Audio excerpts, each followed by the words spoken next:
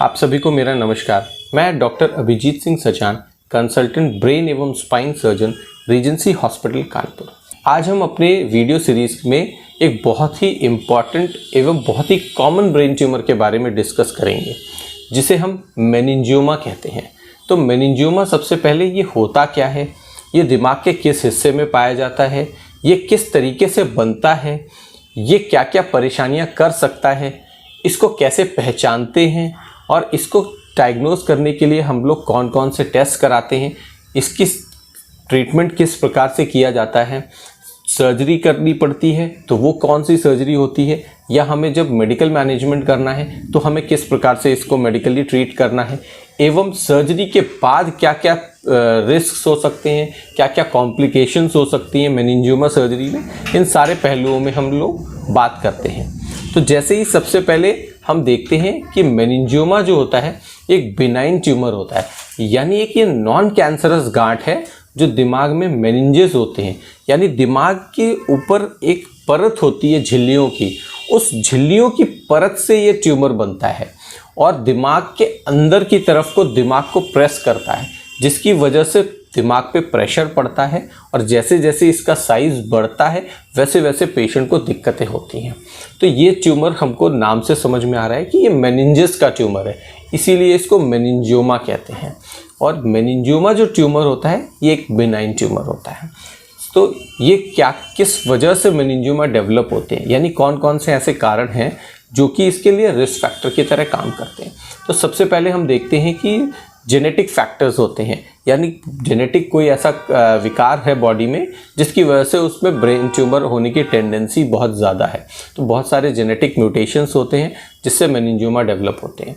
दूसरे, ionizing radiation, यानी radiation भी एक ऐसी चीज़ है जो कई बार पेशेंट्स को किसी और बीमारी की वजह से रेडिएशन हुआ या किसी और वजह से रेडिएशन एक्सपोजर हुआ, ब्रेन में रेडिएशन लगा और जिसकी वजह से वो एबनॉर्मल म्यूटेशन हुआ सेल्स में और मेनिंजियोमा डेवलप हुए। बहुत बार हमने ये भी देखा है कि कुछ एनवायरमेंटल फैक्टर्स हैं, कुछ टॉक्सिन सब्सटेंसेस होती हैं जिसमें हम लोग नाइट्रोजा अमीन्स और विनाइल प्रोडक्ट्स देखते हैं। ये भी कई बार बहुत ही लो रिस्क होता है, बट ये देखा गया है कि इनकी वजह से भी मेनिंजियोमास डेवलप होते हैं। एक हमने बहुत ही विचित्र चीज़ देखी है कि मेनिंजियोमास जो होते हैं ये फीमेल पॉपुलेशन में बड़े कॉमन होते हैं।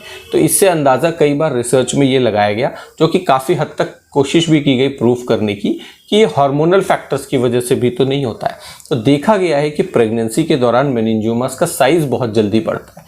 तो ईस्ट्रोजन के साथ साथ भी इसका एक रिलेशन आया है कि बॉडी में जैसे जैसे ईस्ट्रोजन बढ़ता है वैसे वैसे बॉडी में मेनिंजियोमास की ग्रोथ बहुत ज़्यादा होती है।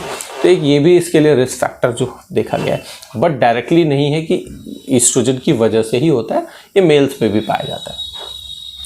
इसके क्या क्या सिम्टम्स होते हैं, यानी मेनिंजियोमा मरीज़ को यदि हो रहा है तो उसमें क्या क्या लक्षण आएंगे। तो जैसे किसी भी ब्रेन ट्यूमर में सबसे पहले लक्षण जो होते हैं वो सिरदर्द, उल्टी, चक्कर। तो वैसे ही मेनिंजियोमा भी एक नॉर्मल ब्रेन ट्यूमर की तरह ही पहले मरीज़ को सिरदर्द आता है, उल्टी हो सकती है, चक्कर आ सकता है, और उसके अलावा मरीज़ के दिमाग के कौन से हिस्से में ट्यूमर डेवलप हो रहा है, वो हिस्सा किस के लिए रिस्पॉन्सिबल है और उस कार्य में उसको परेशानी आती है। तो ये देखा गया है कि यदि मेनिंजियोमा जो है वो कॉन्वेक्सिटी है, यानी ऊपरी हिस्से में इन्वॉल्व कर रहा है और दिमाग के आगे की तरफ है, तो उसमें मरीज़ को याददाश्त में परेशानी आ सकती है, पेशाब का कंट्रोल जा सकता है, पैरालिसिस आ सकती है और बहुत हद तक इसमें मिर्गी के दौरे आने की संभावनाएं होती है। इसके अलावा ये देखा गया है कि यदि दिमाग के निचले हिस्से में और पिछले हिस्से में, यानी पोस्टीरियर फोसा में ये ट्यूमर डेवलप हो रहा है, तो ये क्रेनियल नर्व, यानी दिमाग की बहुत महत्वपूर्ण नसें जो शरीर का कंट्रोल करती हैं, उसको इन्वॉल्व करता है। तो खाने पीने में परेशानी, निगलने में परेशानी, गले में खराश, चेहरे का टेढ़ापन, या फिर आँख की पुतलियों में परेशानी आना, या फिर आँख बंद करने में परेशानी आना, ये सारी परेशानियां हो सकती हैं। कई बार मेनिंजियोमास जो होते हैं वो सीजर की तरह ही प्रेजेंट करते हैं डायरेक्टली, यानी मरीज़ को सबसे पहले दौरे की ही शिकायत होती है, बाकी चीज़ें उसके बाद में आती हैं। इसके साथ साथ ये भी देखा गया है कि पोस्टीरियर फोसा, यानी दिमाग के पिछले हिस्से वाले ट्यूमर्स जो होते हैं वो हाइड्रोकेफलस, यानी दिमाग में पानी का प्रेशर जो है वो बढ़ जाता है, जिसकी वजह से मरीज़ को बेहोशी, लकवा या सांस लेने में परेशानी, ये सारी चीज़ें आ सकती हैं। एक साथ ही साथ मरीज़ की रोशनी जो है वो भी आँखों की धीरे धीरे करके जा सकती है और कई बार मरीज़ जो है वो कम्प्लीटली ब्लाइंड भी हो जाते हैं। ऐसी स्थिति में मरीज़ को तुरंत ऑपरेट कराना चाहिए।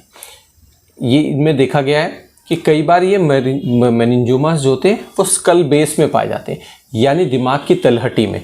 तो ऐसी स्थिति में जो होते हैं वो बहुत ही धीरे धीरे ग्रो करते हैं, तो इसलिए इनमें सिर दर्द ये चीज़ें हल्की हल्की बनी रहती हैं और ये कई सालों बाद मरीज़ को पता चलता है, जब वो धीरे धीरे करके इसकी परेशानी बढ़ती जाती है। और इसमें मरीज़ को ज़्यादातर सिर दर्द, उल्टी, चक्कर, इस तरह की परेशानियाँ ज़्यादा देखी गई हैं। मेनिंजियोमास जो होते हैं वो स्पाइन में भी होते हैं।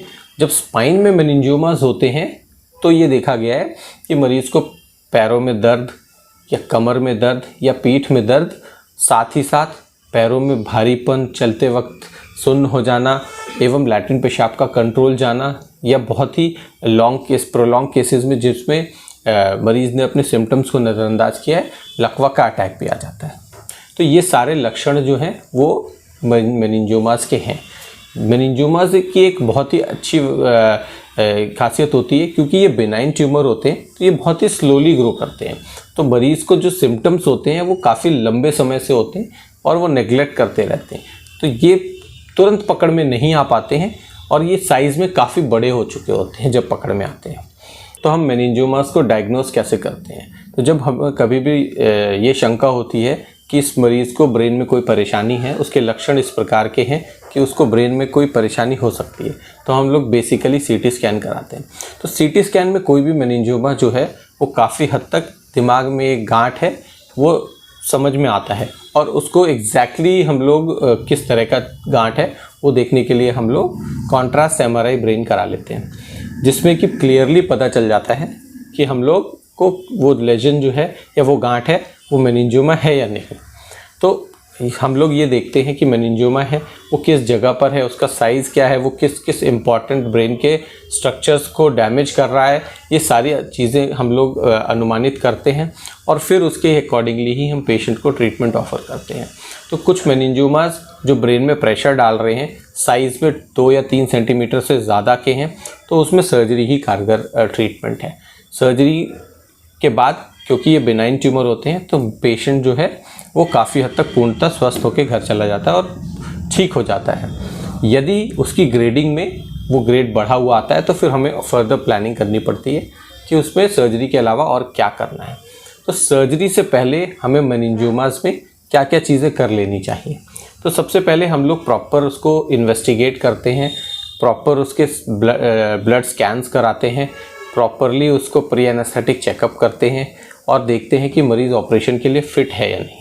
इसके अलावा क्योंकि मेनिंजियोमास बहुत वैस्कुलर ट्यूमर होते हैं, यानी इनकी ब्लड सप्लाई बहुत ज़्यादा अच्छी होती है और इन्होंने कई जगह से नई ब्लड वेसल्स डेवलप कर ली होती हैं, जिसकी वजह से इनको ऑपरेट करते वक्त ब्लड लॉस के चांसेस बहुत ज़्यादा होते हैं। तो हमें प्रॉपर प्लानिंग करनी होती है कि हमें ब्लड की ज़रूरत है या नहीं, या कई बार ब्लड लॉस होने की शंका बहुत ज़्यादा होती है। सर्जरी से पहले हम लोग इनको एम्बोलाइज कराते हैं। एम्बोलाइजेशन टेक्निक क्या होती है? इसमें हम लोग इस ट्यूमर के अंदर ब्लड वेसल यानी खून की नस से जा करके जो ब्लड वेसल उसको खून सप्लाई कर रही है उसको ग्लू या पार्टिकल डाल करके उसको बंद कर देते हैं, जिससे मेनिंजियोमा की ब्लड सप्लाई बंद हो जाती है, तो वो एवैस्कुलर हो जाता है, यानी अब उसमें वैस्कुलरिटी पहले से काफ़ी हद तक कम हो जाती है।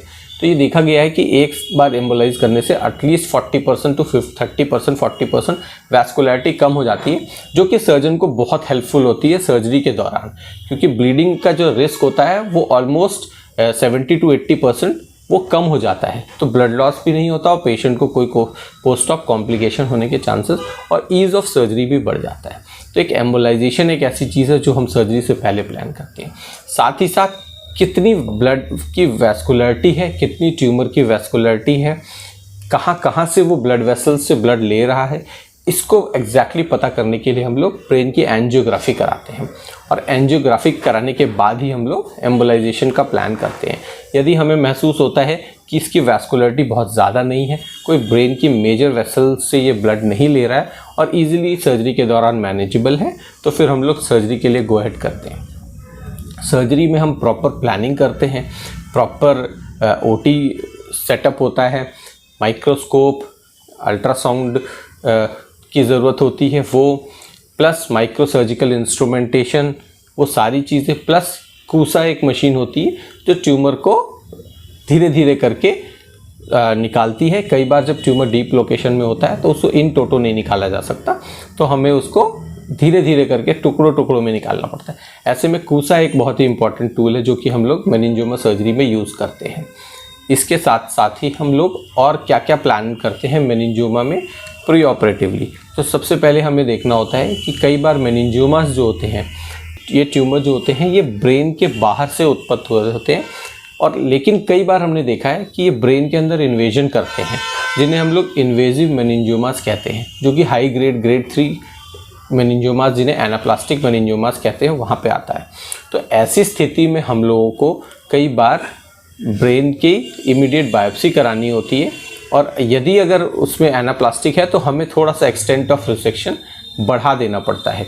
हमें ग्रेड 0 रिसेक्शन की तरफ जाना पड़ता है, जिसमें हम लोग ड्यूरा को भी निकालते हैं, साथ ही साथ सारा माइक्रोस्कोपिक विजिबल ट्यूमर भी निकालते हैं।